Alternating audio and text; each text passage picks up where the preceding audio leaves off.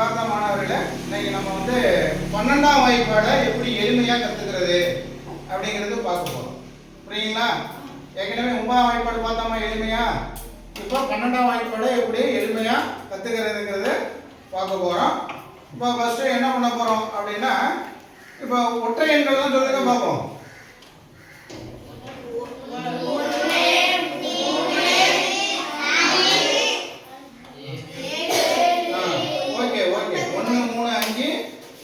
அதே போல வந்து 1 ல இருந்து 10 வரையிலும் இரட்டை எண்கள் 0 2 4 ஓகே 2 4 6 8 10 இதெல்லாம் இரட்டை எண்கள். இப்போ நம்ம என்ன பண்ண போறோம் அப்படின்னா இரட்டை எண்களை தான் ஃபர்ஸ்ட் போட போறோம். இங்க பாருங்க கவனிங்க. 2 அடுத்தது இரட்டை எண் 4 அடுத்தது 6 அடுத்தது 8 அடுத்தது இப்போ 10க்கு என்ன பண்ணுவோம் அப்படின்னா 0 போட்டுட்டு இந்த 1 இங்கே வச்சுக்கணும். இந்த 1 இங்கே வச்சுக்கணும். அடுத்தது 2 ரெட்டைன்னு சொல்லுங்க. நம்ம ஏன்னா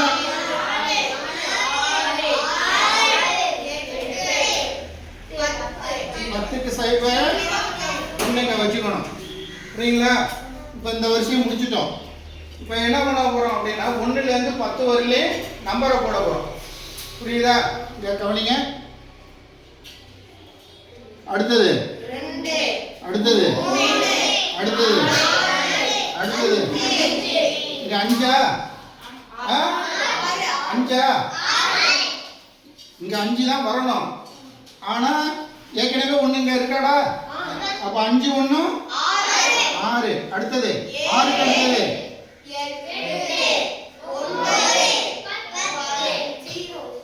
10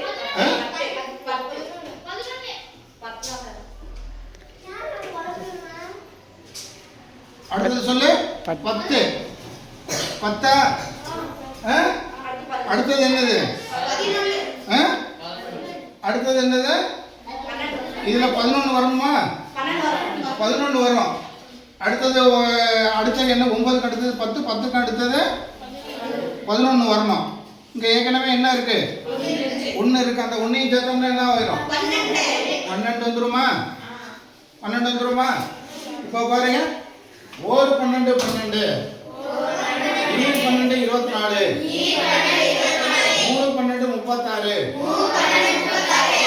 12 48 5 12 60 6 12 72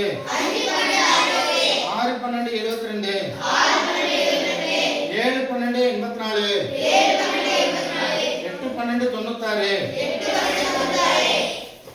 8 12 96 7 12 7 12